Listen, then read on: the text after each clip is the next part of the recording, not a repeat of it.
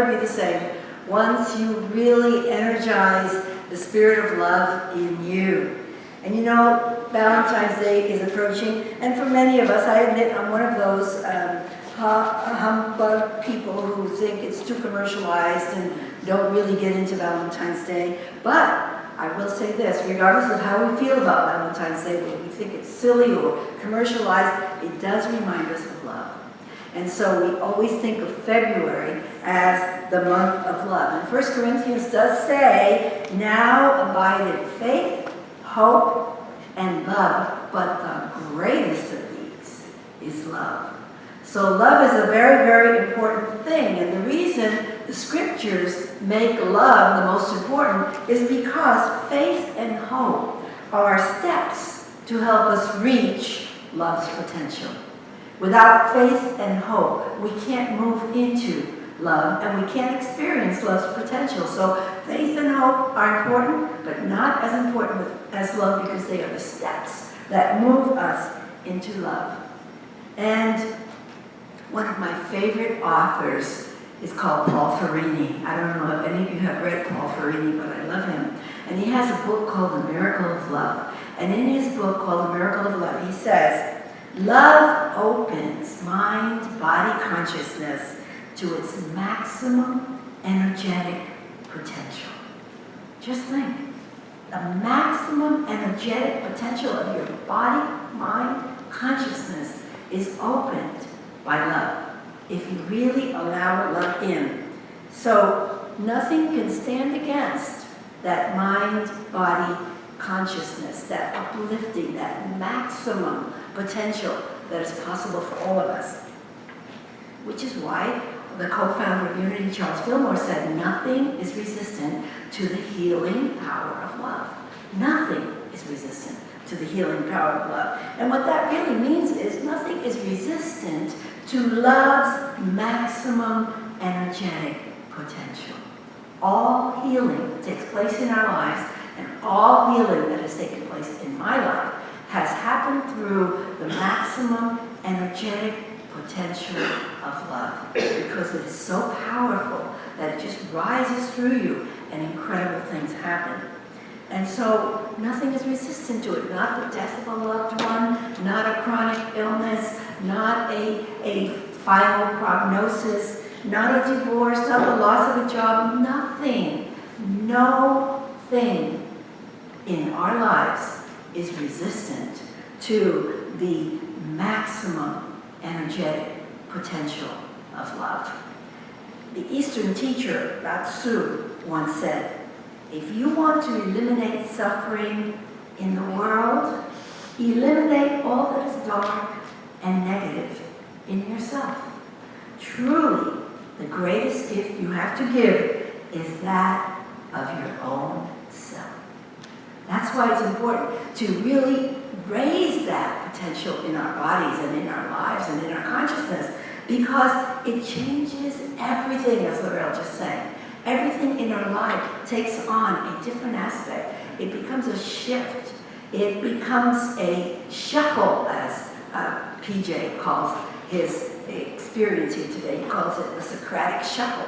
Well, love changes the shuffle for us so that everything really is so much better.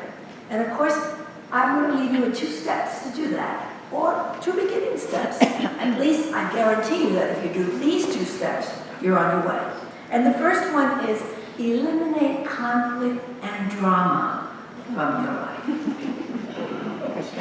I have a friend that has eliminated conflict and drama from her life to the extent that when I say, let's go see this play, and it's a play about somebody who was killed, she says, no, I don't do drama. I don't even go to plays where there is drama. I don't go to movies where there is drama. I don't watch TV where there is drama. Because in order to really energize this potential, you have to eliminate conflict and drama. And of course, the second one is cut down on stress as best you can and live a centered, peace-filled life. So look at your life. Is it centered and peace-filled the majority of the time? Because those are the 2 steps that start to move you in that direction. Eliminate drama. Look at your life. Are you always into drama? Is there always some kind of drama happening for you? you? Is there always some drama in somebody else's life that's always pulling at you and shutting you down? Then you need to pull away from that kind of stuff and from people and situations that pull you into that. Charles Fillmore said, the mind of peace precedes healing. In other words, you have to have peace before you can have any kind of healing. It doesn't matter what kind of healing you want in your life. It's not going to happen if you're filled with drama and conflict. The mind of peace precedes healing because love's energetic potential, which not only magnetizes your good and brings limitless possibilities into your life and heals anything that needs healing in your life, that cannot abide where there is conflict and drama. It just can't do it. It's mutually exclusive. You cannot have conflict and drama and the potential of love in the same space. And so that's the first step, getting rid of the conflict and drama. And I always teach whatever it is, I never teach anything that I haven't worked at myself. If I haven't worked at it, it hasn't worked for me, I don't teach it. Because I've been told that when you get up and you teach something that you really haven't worked at, the universe gives you an opportunity to experience it. So therefore, I don't do that. But I will tell you that there was a time when I had conflict and drama spiraling around me in such an incredible way that I could not think. I wasn't peaceful. I could not function. And of course it was when my daughter died. And so shortly after she passed away, I set my intention in getting rid of the conflict and drama that was spiraling around me and keeping me from feeling anything or being creative or doing anything. And so I decided, what do I love to do more than anything in the whole world, by the way? I don't know if you know that, but it's to write. The reason I've been a minister for 30 years is because I love writing the Sunday lesson.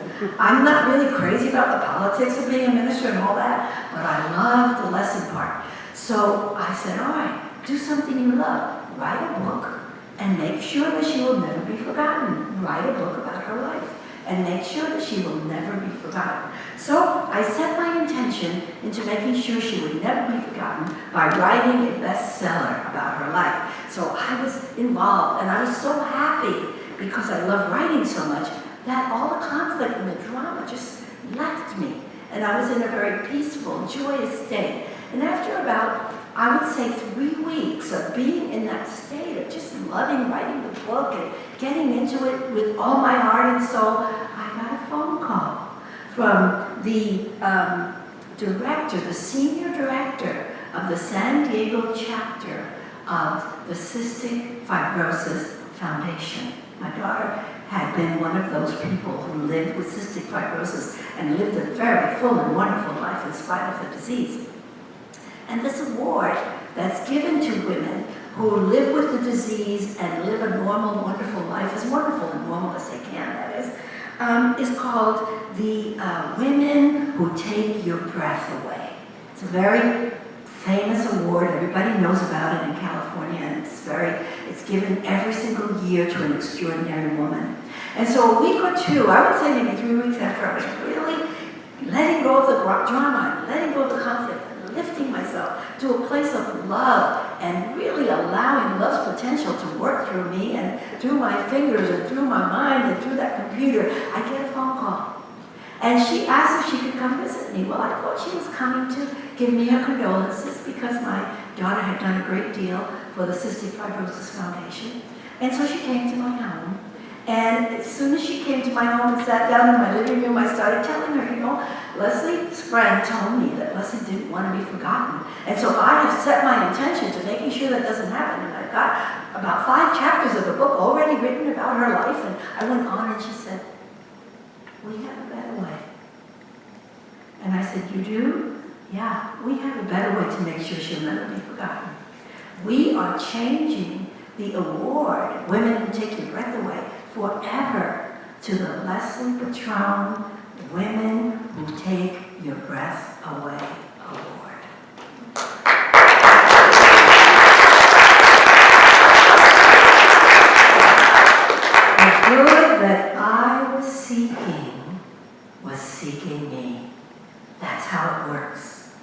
It's not a miracle. It's not magic. What happens is that when you energize your maximum love potential, you activate your spiritual vision. And your spiritual vision connects you to the creative principle of the universe. And what you seek, seeks you. As Eric Butterworth used to say, your good knows your face. And incredible things happen. So Jesus' promise, seek and you shall find, becomes even greater than seek and you shall find. It becomes seek and what you seek finds you. Don't you love it? And so I'm going to leave you with an affirmation this morning, and the affirmation is, I activate my love potential, and the good that I am seeking seeks me. So let's say that in two parts. I activate my love potential. Let's say that one. I activate my love potential, and the good that I am seeking seeks me. And the good that I am seeking seeks me. Now just remember that all you have to do to activate that love potential is to eliminate the drama and the conflict from your life in any way that you can and live a peaceful, centered life. And so it is.